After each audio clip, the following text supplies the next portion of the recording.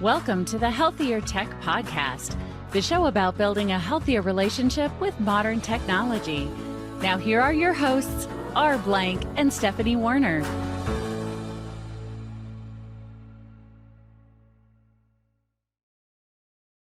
In this episode, we are excited to introduce our guest, Dr. Sapna Shah-Haque, a board-certified internal medicine physician. She was born and raised in Kansas and attended the University of Kansas School of Medicine. She completed her internal medicine residency at KU-Wichita.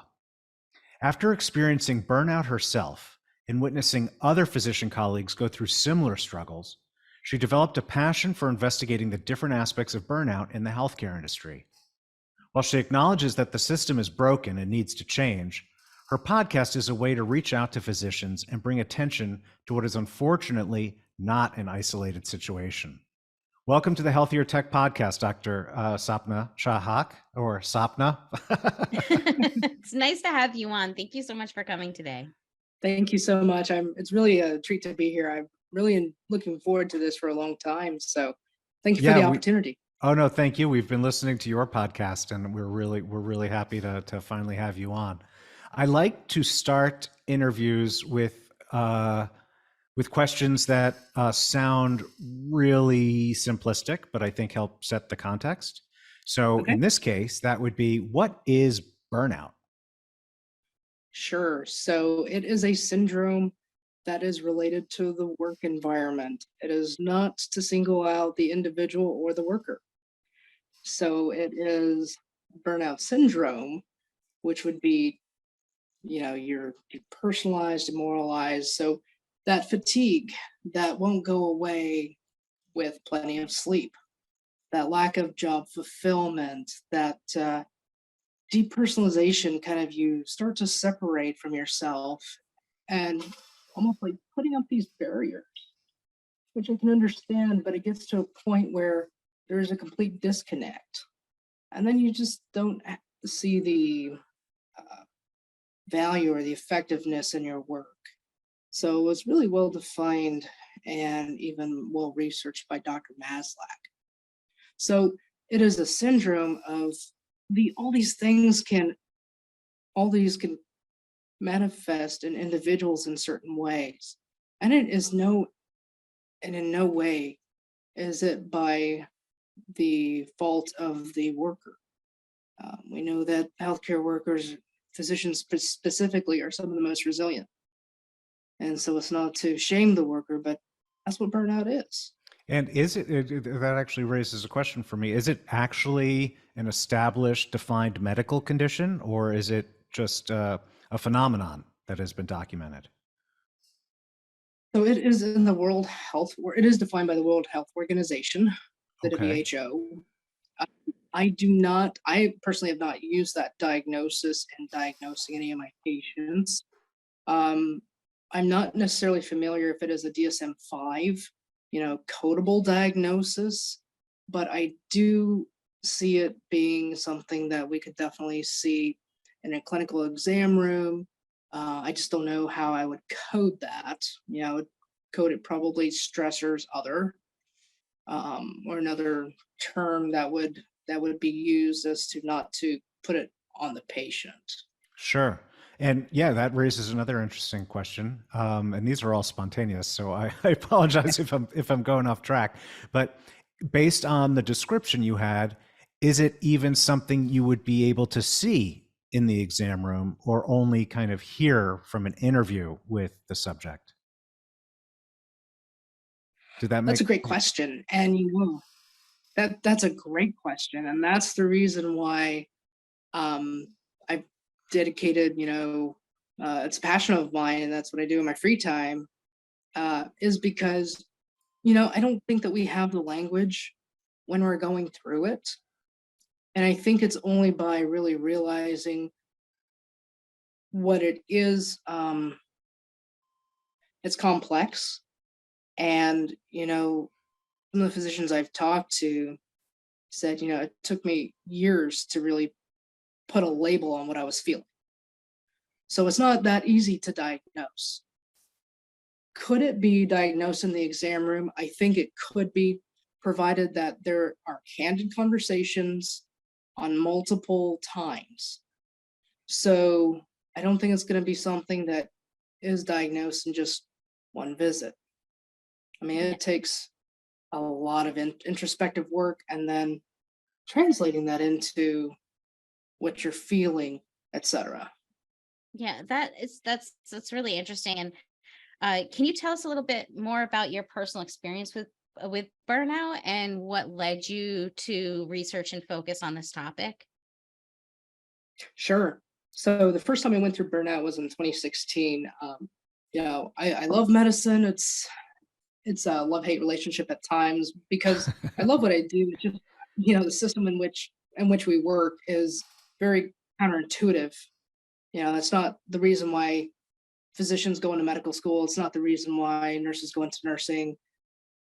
It's changed in the last decade, even the last 5 years.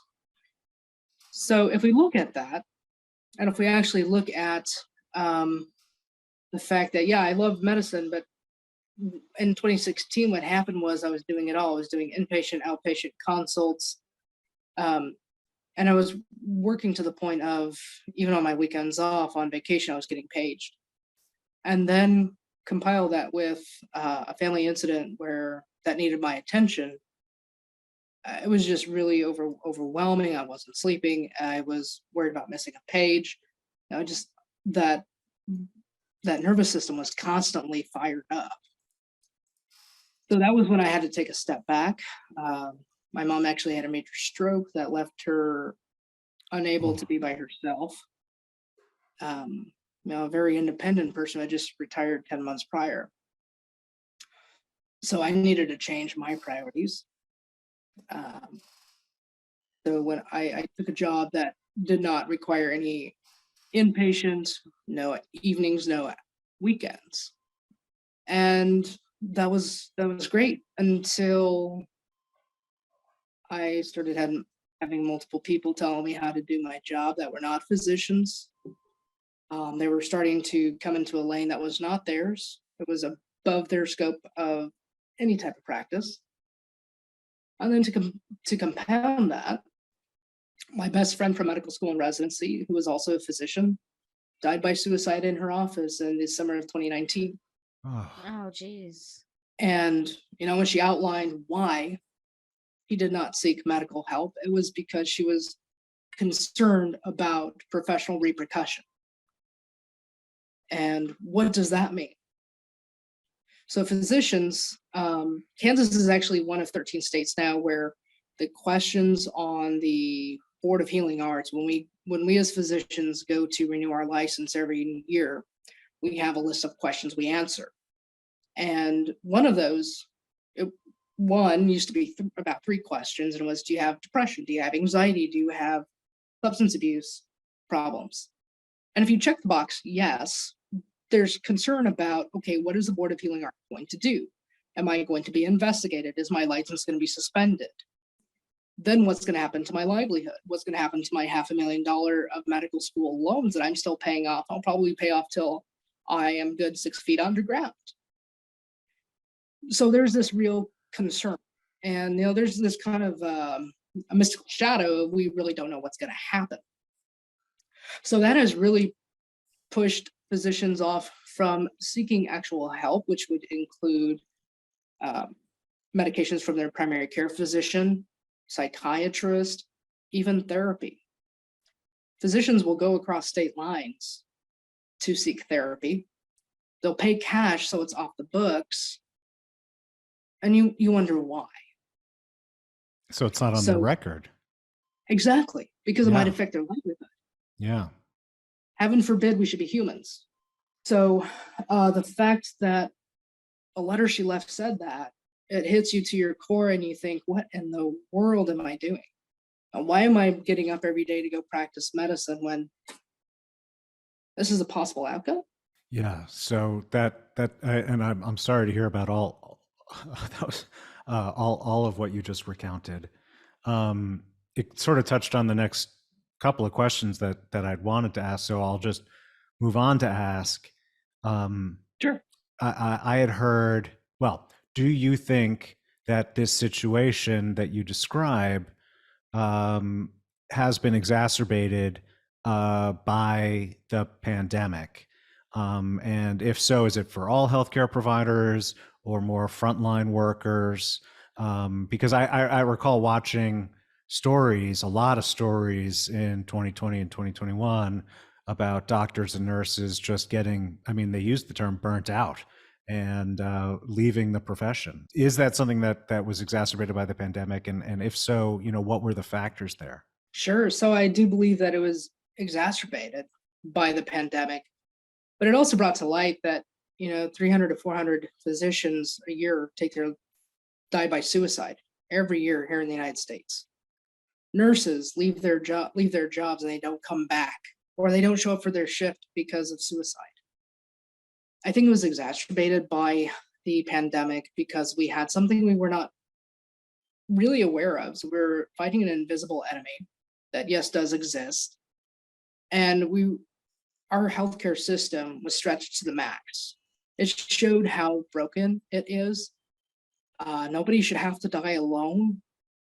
And when you have to put a phone in a baggie so that way somebody can hear their loved one say goodbye to them without anybody at bedside multiple times a day, and not have any way to purge that or get rid of that, we carry that energy with us, or even just to process it. There's no time because you're going back day after day after day for who knows how long. That would drive anybody to the point of, I would say, just hopelessness, helpless. Yeah. So you've just touched on this, and then I heard it at the time of this recording. What is your most recent episode on the Worthy Physician podcast? I did not realize that there is an epidemic of physician suicides, and that's one of the topics your guest was covering on this most recent episode. For how long has this been known to be a problem? Physician suicide? Yes. At least for a long time. I wish I could give you a better qualification or quantification, actually. Yeah. But there's even been editorials written 100 years ago about it. The stress. Yeah, I feel like it actually starts in medical school. I used to work adjacent to Harvard Medical School, and in a research lab, and I was very young at the time, and I recall I had to go to the Harvard Medical Library, and somebody had just taken their own life in the bathroom, and finding out that was something that was was common. It was commonplace. And I really appreciate you talking about this, because I feel like it does, like the profession itself takes on a lot of our stress and our pain, and it's not something we talk about. And I think we kind of started talking about it a little bit during the pandemic, but I don't think we've, really given doctors and nurses and any frontline worker the respect and the care and the emotional space that they deserve. And I appreciate very much that you're doing that. So my question is, what do you think medical institutions can do better to support physicians and help prevent burnout? And then on the other side, what can we do as citizens to take the time to think about you all as humans who are taking on so much of our pain? What can we do to support that as well? That's a great question. I would say that as far as the solutions really will need to come from the powers that be that are not in the exam room, that really drive the processes. So that's going to be government and the lobbyists, right? Big pharma, and the insurance companies. But I would say that for institutions, have an actual wellness officer or wellness committee. And when I say that, I don't mean giving us more online classes to do or Right. Resilience training. I'm actually talking about when you ask a physician or a nurse, what is a solution? What do you need? We're pretty straightforward, and we think very quickly on our feet. We're problem solvers. So if you're going to ask us for a solution, better darn well do it with the intent of trying to make those things happen within reason. Because we're not going to give you, for the most part, I don't think that we're going to give you ridiculous answers. Number two, don't dictate what we need to do and forget about patient satisfaction scores. Now, I know that reimbursement is tied to that, and that's another discussion, because this is not fast food and it's not a hotel. But if you also want to look at better outcomes, look at employee retention and satisfaction. Because we know that if somebody feels valued, and not just blowing smoke, but if somebody actually feels valued, they're going to go above and beyond. When there is a culture of well-being within the organization, putting people first and making them actually feel like they matter and not just giving them lip service, that's a solution right there. So I have a question on this. It is the Healthier Tech podcast after all. And among the advances or changes we've seen in the past few years is a much greater shift to telehealth. And I'm wondering, and the answer might be there's none, but has there been an impact from telehealth on the incidence of burnout? Has it made it worse? Has it made it better? Or is it really no difference? For me, it's actually lighten the load a little bit. When I can utilize telehealth, I like to. So it's going to be like, okay, how are you doing on your medication that we changed maybe 3 weeks ago? How are you doing with, or let's go over your labs. Let's go over an image that we need to go over, but I don't think you need to be brought into the office. So I do use it for certain things as follow-up. I'm an internist, so a lot of things are hands-on. So I think it's going to be on which specialty and how it's utilized. I, for one, am actually very grateful for it because it helps to bridge the gaps where maybe transportation is an issue. Or I live in Kansas, so the weather's bipolar. So it's gonna help. I think it helps to bridge that. So and do you get does in your case specifically, does it enable you to do some work from home? When I have been under the weather and I know that I could still see patients virtually, but I probably shouldn't come in because I have an upper respiratory infection that is communicable. Yes, I will totally. It's a win-win. It's good hybrid. I personally love the in person and laying on the hands because that's why I chose internal medicine. But it's added a lot of flexibility that I didn't have 3 years ago, 4 years ago. That's nice. So what advice would you offer to medical students today? As Stephanie was just saying, she said, I mean, neither of us are doctors, but from her observation, a lot of this starts to happen in medical school. Yeah. And to me, that's not a surprise given I know people who've gone through medical school and it's incredibly hard. And then residency is, from my understanding, even more soul destroying in terms of its demands that it puts on people. So I can be for sure. Yeah. So what advice would you offer to medical students and residents who might be experiencing burnout or suspect they're trending in that direction to try to maintain their well-being while successfully pursuing these careers that they've spent a lot of money kind of developing? Sure. So what I tell my medical students and with the residents I've worked, you are replaceable at work, you are not replaceable at home. And I'm not saying scrap everything, but if we have to put our priorities in perspective. If you want to make AOA, Alpha Omega Alpha, which is a very prestigious honor society, right? Like top 25% of your class. Even if you don't make it, at the end of the 10 years, unless you do academic medicine, I've never had that come up in conversation.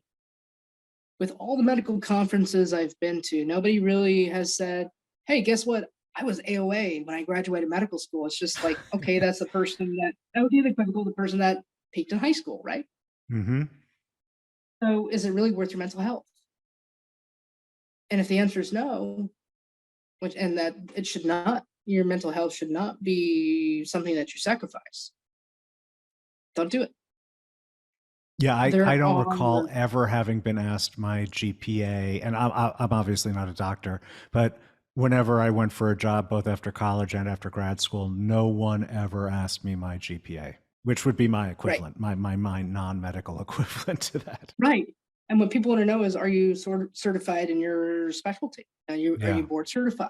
What are your outcomes with certain procedures or what have you? And that's what matters. It's not the patient satisfaction scores on Google, because if somebody wants something but it's not within the standard of care, and they can go on Google and just completely trash you. But getting back to your question, know your priorities. Don't lose yourself. Don't lose your identity to fit in. I mean, I understand you need to kind of go with the flow and jump through the hoops to get to where you want to be. I get that.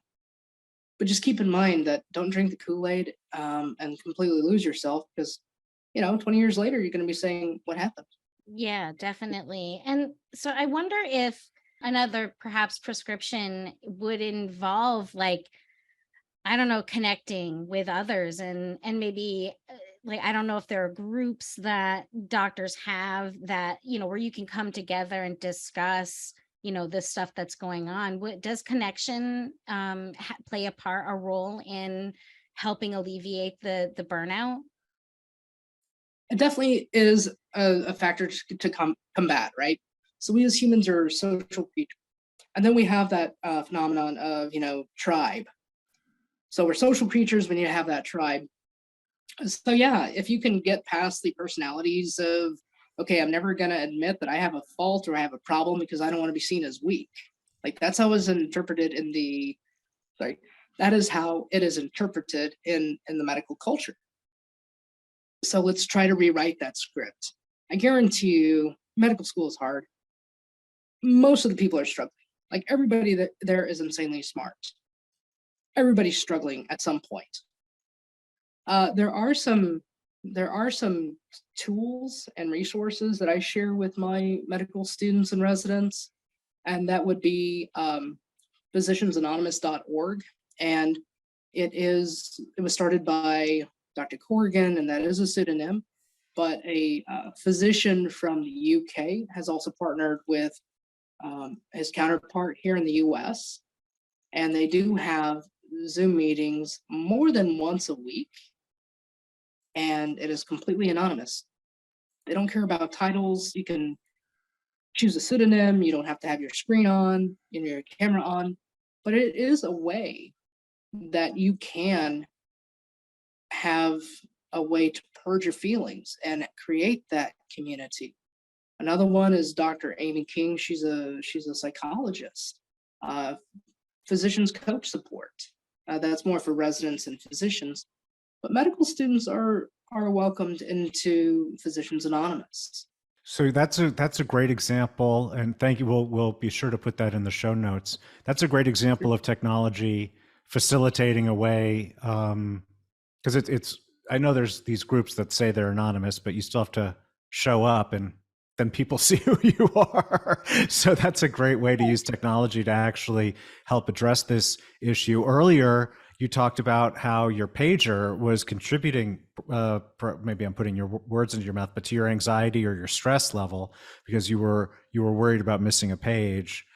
I'm wondering about ways in which you feel that technology, and we also talked about telehealth relieving some of, or creating some additional flexibility with you. I'm wondering if you have a couple of other thoughts on ways that technology might be either or both exacerbating or remediating this issue of burnout amongst physicians.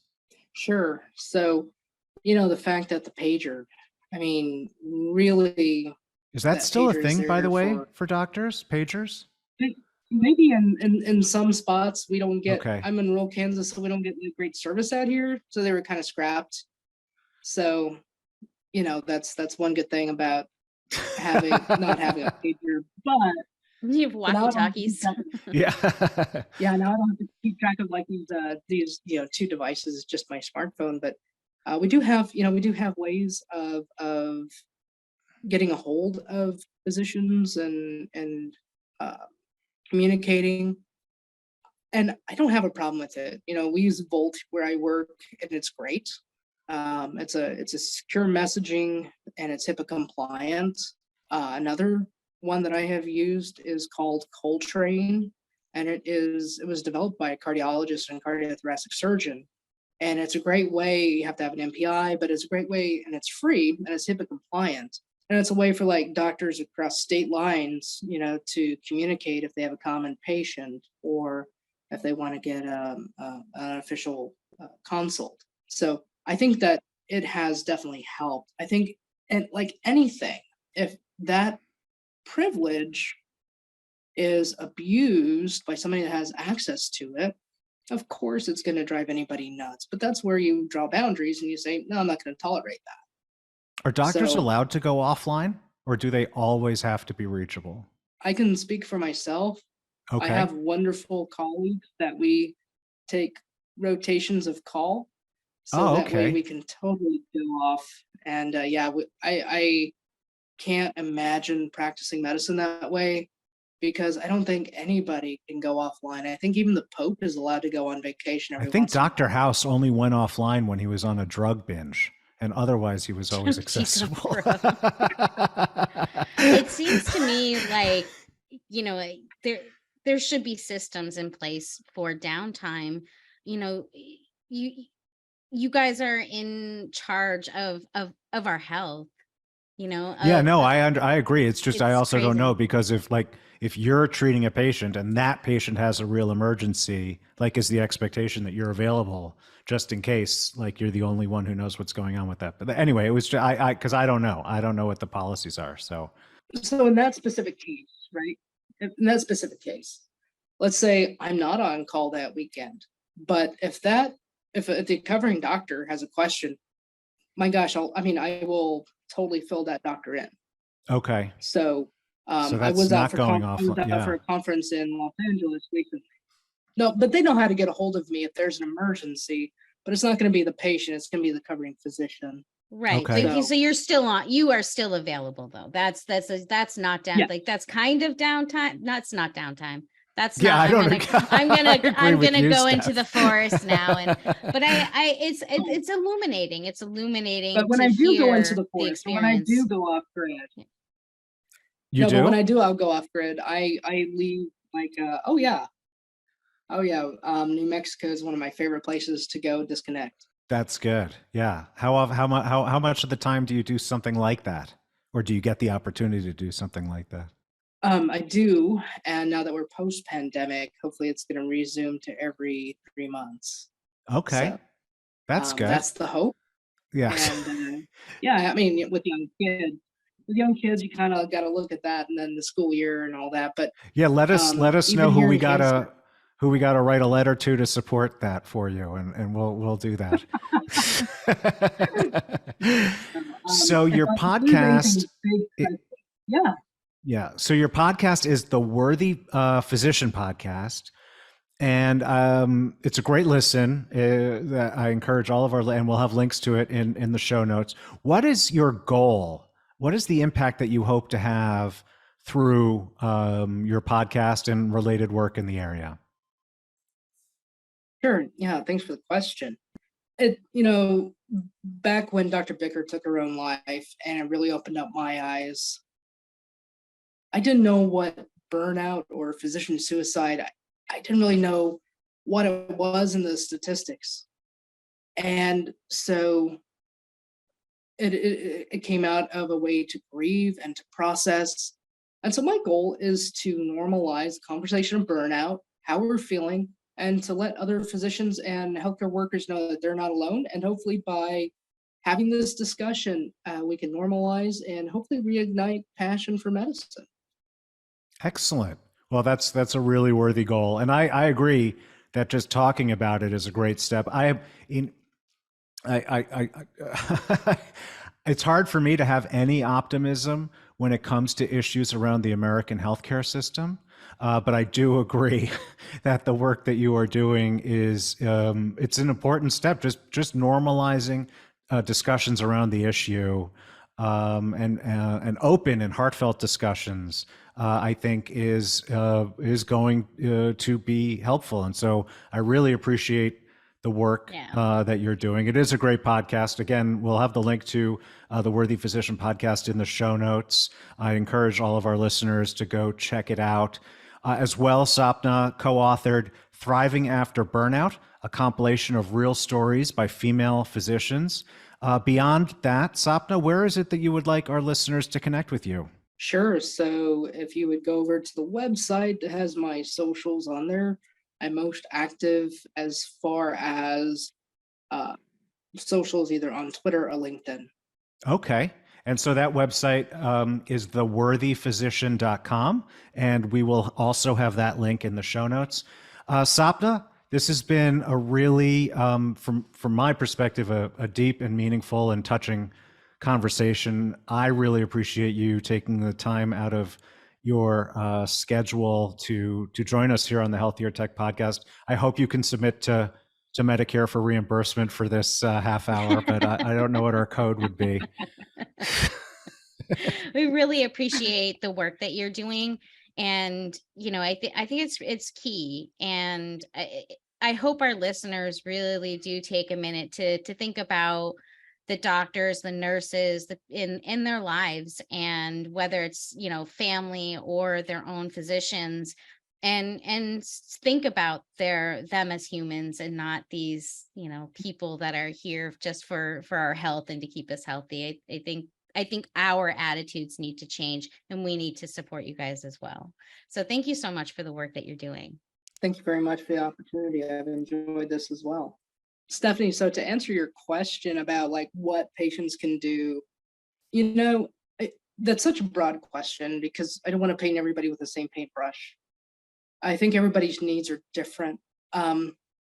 Just know that for the most part, we're doing the best we can to meet patients' needs within a broken system, within an overcrowded system. Everything's bottlenecked.